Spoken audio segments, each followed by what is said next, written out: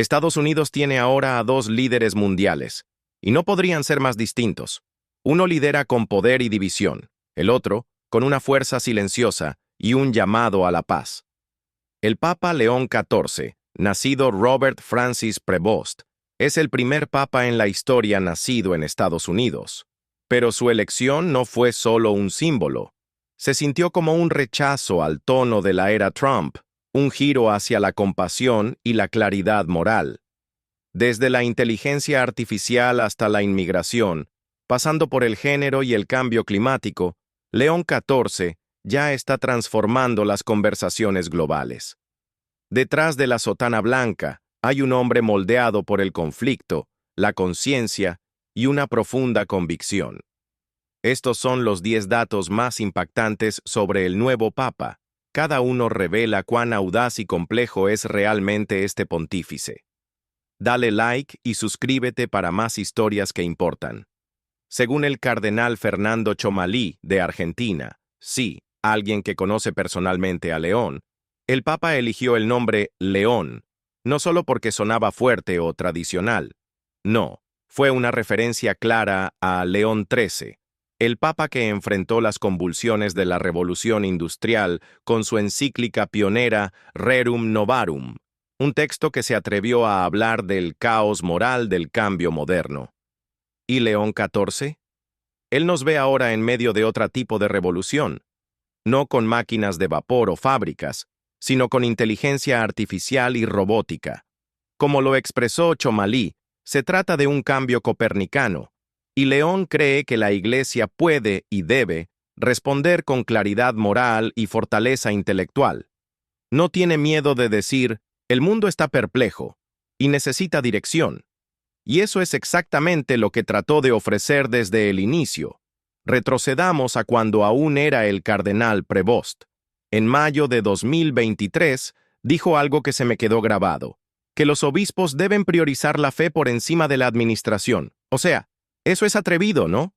Especialmente en una época donde la burocracia puede devorar la espiritualidad. Insistió en que la primera prioridad es comunicar la belleza de la fe, la alegría de conocer a Jesús. Eso no es un memorando, es una misión.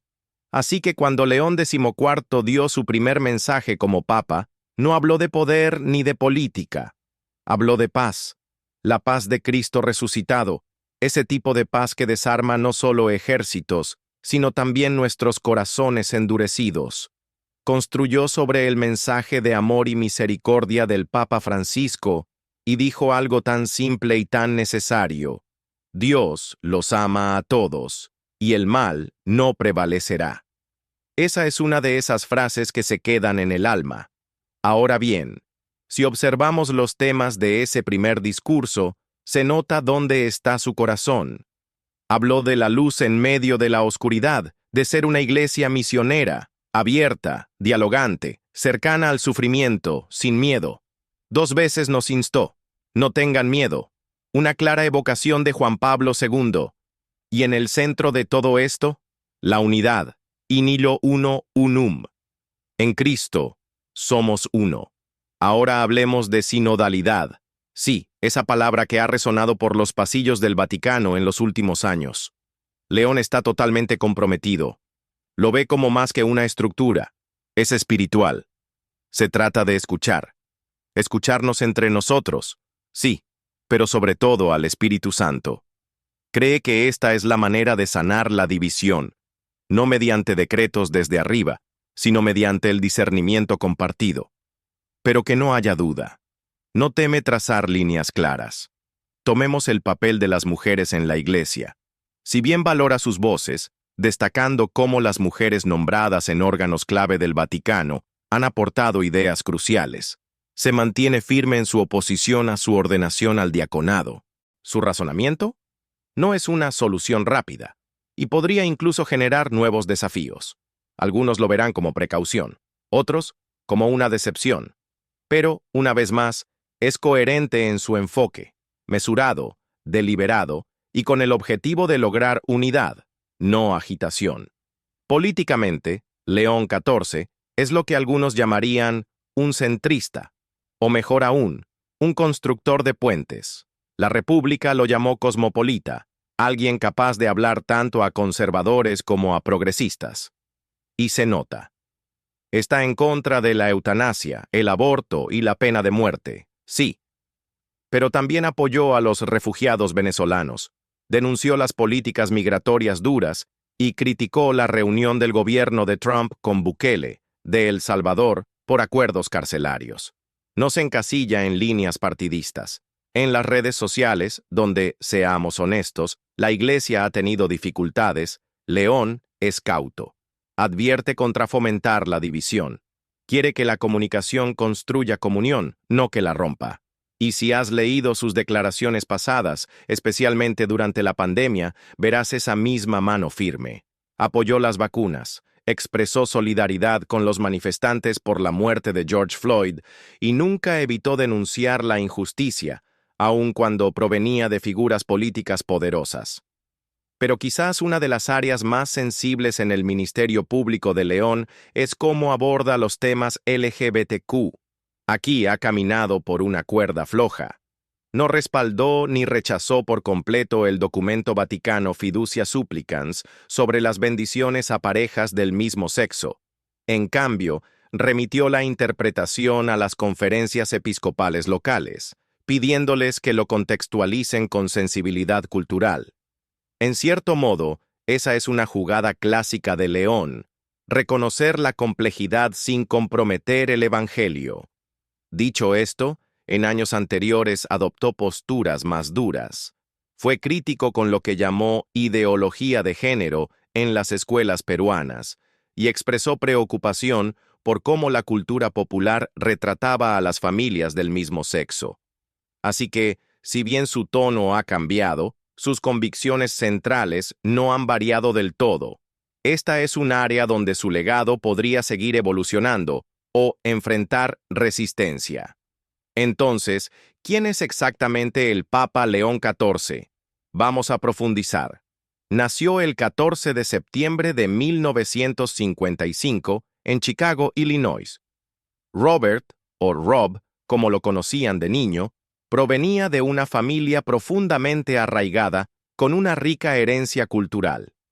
Su madre, Mildred, era una criolla de color de Nueva Orleans, y su familia tenía un trasfondo mestizo, una historia con raíces tanto francesas como hispánicas que se remontan a la española. Por el lado paterno, su padre, Louis Marius Prevost, era un veterano de la Marina de los Estados Unidos que presenció los horrores de la Segunda Guerra Mundial, comandando una lancha de desembarco durante el Día D en Normandía y participando luego en la Operación Dragoon en el sur de Francia. Después de la guerra, Louis llegó a ser superintendente de un distrito escolar en Glenwood, Illinois.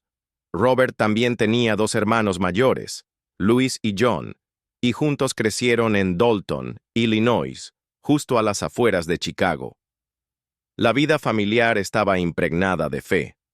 Los primeros años de Robert los pasó como monaguillo y cantando en el coro de la iglesia en la parroquia de St. Mary of the Assumption. Desde pequeño, su familia tenía grandes esperanzas para él.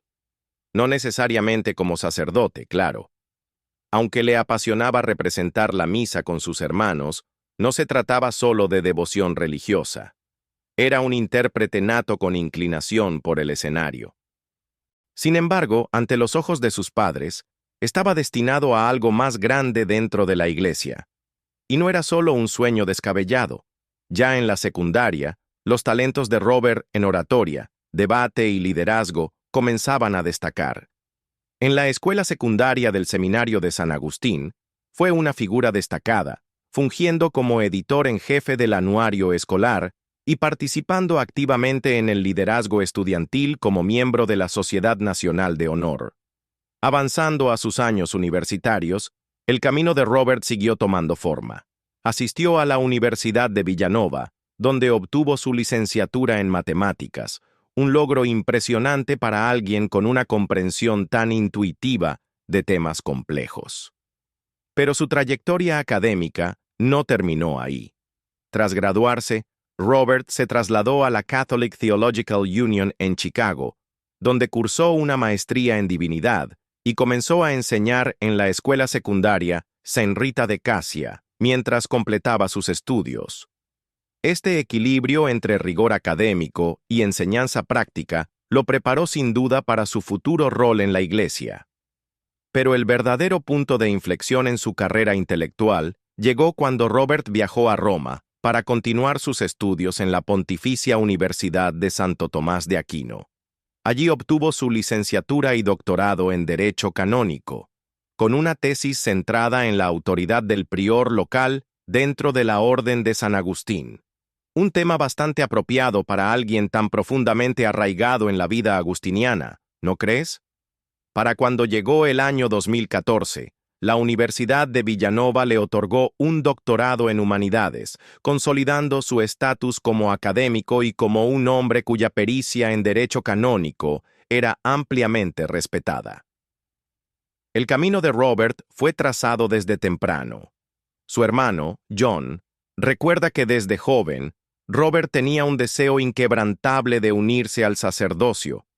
Así, en septiembre de 1977, Robert dio el siguiente paso en su vocación, ingresando a la Orden de San Agustín como novicio. Se estableció en la Iglesia de la Inmaculada Concepción en Saint Louis, Missouri, y fue allí donde comenzó su vida como agustino.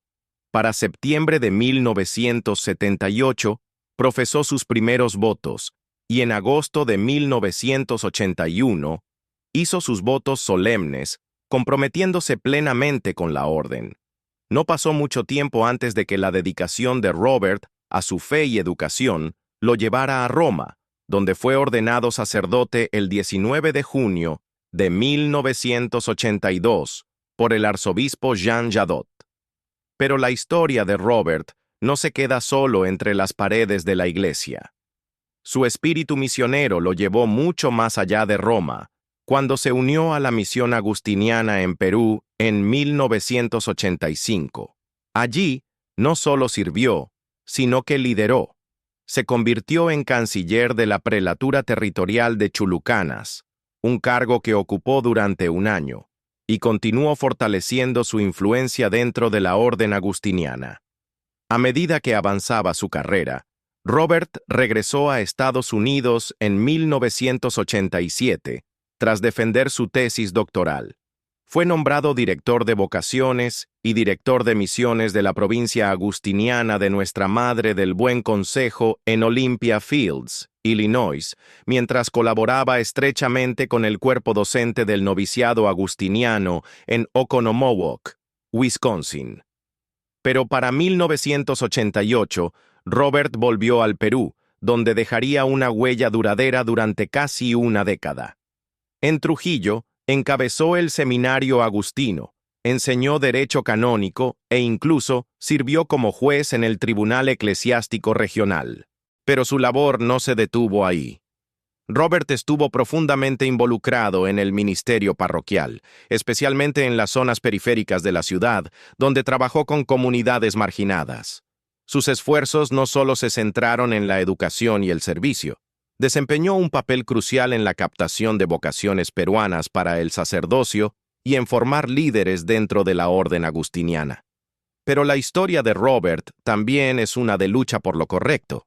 Durante el régimen del Fujimorato en Perú, Robert no dudó en denunciar los abusos cometidos por el presidente Alberto Fujimori y su régimen, en particular los crímenes del Grupo Colina durante el periodo del terrorismo.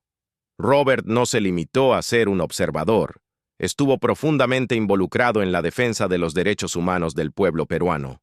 Ya fuera viajando a caballo a regiones remotas o alzando la voz contra la violencia de Sendero Luminoso, dejó claro que su misión no era solo espiritual, sino también social. Su compromiso con estas comunidades marginadas reflejaba su creencia de que la Iglesia debía ser una voz por la justicia y la dignidad humana. Como si su trabajo en Perú no fuera suficiente, sus habilidades de liderazgo fueron reconocidas en casa cuando fue elegido prior provincial de la provincia de Nuestra Madre del Buen Consejo de la Orden de San Agustín en 1998. Para 1999, asumía un papel clave de liderazgo, guiando a la orden con el mismo sentido del deber y responsabilidad que había mostrado a lo largo de su vida. Pero la historia de Robert no está exenta de complejidades. En el año 2000, tomó la controvertida decisión de permitir que un sacerdote agustino suspendido, James Ray, residiera en un convento en Chicago. Ray había sido suspendido por acusaciones creíbles de abuso sexual a menores, una decisión que desde entonces ha sido objeto de escrutinio. Ahora bien, para quienes han seguido el ascenso de Prevost en la Iglesia Católica, sabrán que en 2001 fue elegido prior general de la Orden de San Agustín, un cargo de gran envergadura. Básicamente lo convertía en el jefe internacional de los agustinos, y lo desempeñó durante 12 años, completando 2 mandatos completos. Pero su tiempo como prior general no estuvo exento de turbulencias. Durante su liderazgo, surgieron acusaciones graves contra Richard McGrath, un sacerdote agustino y expresidente de Providence Catholic High School. McGrath fue removido en 2017 tras una investigación por pornografía infantil, y se pagó un acuerdo de $2 millones a un exalumno que alegó haber sido violado por McGrath en los años 90. Fueron revelaciones oscuras y dolorosas, y aunque la implicación directa de Prevost en el manejo del caso no ocupa el centro del escenario, sí arroja una sombra sobre la era que lideró. Tras dejar el cargo de prior general en 2013, Prevost regresó a Chicago, asumiendo funciones de formación y liderazgo dentro de su provincia natal. Pero ese no fue el final de su viaje global. A fines de 2014, el Papa Francisco lo eligió para algo nuevo. Lo nombró administrador apostólico de la diócesis de Chiclayo, en el norte del Perú, y lo designó obispo titular de Sufar. Su consagración episcopal tuvo lugar ese diciembre, y para septiembre del año siguiente, fue oficialmente nombrado obispo de Chiclayo. Como parte de esta nueva etapa, incluso se convirtió en ciudadano peruano naturalizado. La influencia de Prevost siguió creciendo. Se unió a la Congregación para el Clero en 2019 y a la Congregación para los Obispos en 2020, roles clave que dan forma a la dirección del liderazgo eclesial en todo el mundo. En Perú, formó parte del Consejo Permanente de la Conferencia Episcopal y presidió la Comisión de Educación y Cultura. A través de Cáritas Perú, también enfocó su labor en justicia social y desarrollo. Ya te harás una idea. Este no era un obispo que se escondiera entre bastidores. Era activo, visible y a menudo contundente. Y esto nos lleva a su voz sobre algunos de los temas más complejos e incluso polarizadores en Perú. Se mantuvo firme en contra del aborto y la eutanasia, mientras que se opuso fuertemente a cualquier rehabilitación política de los miembros del Sendero Luminoso, el infame grupo insurgente maoísta de Perú. Pero también usó su plataforma para abogar por causas ambientales y mostró una profunda compasión por los migrantes venezolanos, muchos de los cuales huían de los efectos devastadores del chavismo bajo Nicolás Maduro. Cuando estalló el descontento político en Perú, durante las protestas de 2022 a 2023, tras la destitución del presidente Pedro Castillo, Prevost no se echó atrás. Lamentó públicamente la violencia diciendo: «Las muertes durante las protestas me causan una gran tristeza y dolor». Incluso le pidió al Papa que le permitiera quedarse más tiempo en Perú. «No era el momento de irme», dijo. Ese tipo de declaración nos dice algo sobre su carácter, su sentido del deber, su conexión emocional con la gente a la que servía. Pero el tiempo de Prevost en Chiclayo no estuvo exento de controversia. En 2022, surgieron acusaciones de que no había investigado adecuadamente las denuncias de abuso que databan de 2007. 2 sacerdotes, Ricardo Yesquén y Eleuterio Vázquez González, fueron señalados por las víctimas, incluyendo a Ana María Quispe y sus hermanas. Prevost se reunió con ellos en persona e inició una investigación canónica, que supuestamente fue enviada al Vaticano. Sin embargo, para 2024, Las víctimas alegaron que no se había realizado un proceso penal completo, y las investigaciones de medios como América Televisión sugirieron que la respuesta de la Iglesia había sido menos que exhaustiva. Ahora, aquí es donde debemos andar con cautela. En una declaración pública a la República, Prevost instó a las víctimas a denunciar los abusos, diciendo: si eres víctima de abuso sexual por parte de un sacerdote, denúncialo. Y aunque los críticos puedan decir que eso no es suficiente, otros señalan su apoyo constante a los sobrevivientes de abusos, especialmente a aquellos perjudicados por el notorio Sodalitium Christianae Vitae. El periodista Pedro Salinas, quien destapó los crímenes del Sodalitium, describió a Prevost como uno de los pocos líderes confiables de la Iglesia peruana. Según Salinas, el papel de Prevost en la disolución de la orden y su alineación con la visión reformista del Papa Francisco lo convirtió en un objetivo para las élites conservadoras vinculadas al grupo. Entonces, 8 de mayo de 2025. Una bocanada de humo blanco se elevó sobre la Capilla Sixtina y con ella, la historia cambió. La Iglesia, por primera vez, eligió a un papa estadounidense, pero créanme, esto no es solo sobre de dónde nació. Esta es la historia del cardenal Robert Francis Prevost, ahora Papa Leo XIV. Un hombre formado por dos culturas, dos continentes y un profundo compromiso tanto con la justicia como con la tradición. Ahora, si has estado siguiendo el viaje de Prevost, sabes que él no buscaba los reflectores.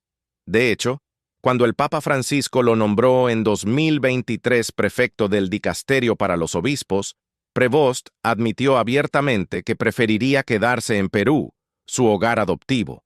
Estaba sirviendo como obispo de Chiclayo, completamente inmerso en las alegrías y los desafíos del ministerio allí.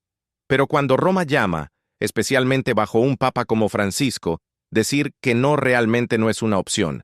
Y Prevost aceptó, mudándose a Roma con humildad y un claro sentido de propósito. Y ese movimiento cambiaría todo. En septiembre de 2023 fue nombrado cardenal, específicamente cardenal diácono, y se le dio el título de Santa Mónica degli Agostiniani. Eso no fue solo simbólico. Como prefecto, ahora tenía uno de los roles más influyentes en la Iglesia, evaluando y recomendando obispos en todo el mundo. Sus huellas estaban en decisiones que daban forma al episcopado global, y su visibilidad se disparó. Tampoco rehuía tomar decisiones difíciles. De hecho, una de las decisiones más controvertidas durante su mandato fue recomendar la remoción del obispo Joseph Strickland de Tyler, Texas, una movida que generó bastante debate entre los fieles estadounidenses. Pero así es Prevost. Cree que el liderazgo debe servir a la gente, no buscar popularidad. Y Francisco sabía que podía contar con él. A finales de 2023, Prevost fue nombrado en 7 dicasterios adicionales, e incluso en la Comisión Pontificia para el Estado de la Ciudad del Vaticano. Eso es el lenguaje de Roma para ahora estás profundamente en el sistema nervioso central de la Iglesia. En febrero de 2025, solo meses antes del cónclave, Francisco lo elevó nuevamente, esta vez a cardenal obispo, dándole el prestigioso título de la diócesis suburbicaria de Albano. Ya había estado activo en toda América Latina, celebrando misa en Puerto Rico y participando en consejos regionales. La gente comenzaba a susurrar: ¿podría Prevost ser un candidato para papa? Al principio parecía una posibilidad remota, un caballo oscuro, estadounidense, callado, no exactamente el consentido de los medios como algunos otros papables, pero tras bambalinas, tenía la confianza del Papa Francisco. Y lo más importante, tenía el respeto del Colegio de Cardenales. No era llamativo, era constante. Un constructor de puentes, alguien que podría llevar adelante la visión de Francisco, mientras suavizaba tal vez sus bordes para aquellos que se habían mostrado reacios. Luego llegó el 8 de mayo. En la cuarta votación, Prevost fue elegido papa. Sonaron las campanas. La multitud estalló. Y desde el balcón de San Pedro, el cardenal Dominique Mamberti hizo el histórico anuncio. Habemus papam. Tenemos un papa. Se le llamaría Leo XIV, un nombre rico en simbolismo. Matteo Bruni, el portavoz de prensa del Vaticano, dijo que la elección hacía referencia claramente a Rerum Novarum, la encíclica pionera de León XIII sobre el trabajo y la justicia social. Fue un guiño a la continuidad, con un nuevo giro. Lo que sorprendió a muchos esa noche fue la imagen. Leo XIV, saliendo con la tradicional estola roja papal y la mozzetta, vestimentas que no se usaban en una elección papal desde Benedicto XVI, pero en verdadera moda de la era Francisco, dos de sus casullas fueron recicladas de 2013, un pequeño pero intencional gesto que evocaba Laudato Si y el llamado de la Iglesia a cuidar la creación. Incluso en la tradición, había un mensaje de responsabilidad y reforma. Sus primeras palabras, en italiano y español, honraron al Papa Francisco, expresaron humildad, y luego entregó la bendición Urbi et Orbi. El momento fue poderoso, sincero. Se podía sentir el peso que llevaba y la sinceridad con la que lo aceptaba. Y el mundo respondió. El presidente Donald Trump, nunca uno para dejar pasar un titular, felicitó a Leo el XIV como el primer papa estadounidense. En Chicago, el arzobispo Blase Kupich habló conmovido sobre el servicio de Prevost y lo mucho que le agradecía por decir sí al rol. Mientras tanto, en Perú, la alegría desbordó. Chiclayo, su amada antigua diócesis, resonó con celebraciones. Las campanas de la Catedral Metropolitana de Lima hicieron eco en la capital. Los peruanos lo abrazaron orgullosamente como uno de los suyos, y con razón. No solo es el primer papa nacido en Estados Unidos, sino también el primero con doble ciudadanía, estadounidense y peruano. Históricamente, marca muchos primeros. El primer papa norteamericano. El primero de un país de habla inglesa desde el siglo XII. El primero nacido después de la Segunda Guerra Mundial. Y el 267º papa en la larga y compleja historia de la Iglesia. ¿Y el día después de su elección? Leo XIV celebró su primera misa como papa, allí mismo en la Capilla Sixtina. En su homilía, no perdió tiempo. Habló de la oscuridad del mundo, de la fe que se desvanece y de la misión de la Iglesia de ser un faro, una luz, una presencia que no se encoge, sino que se atreve a brillar. Así que sí, este es un momento histórico, pero más que eso, es personal, para la Iglesia, para América Latina, para los Estados Unidos, para aquellos que anhelan un liderazgo basado en la fe, no en el ego.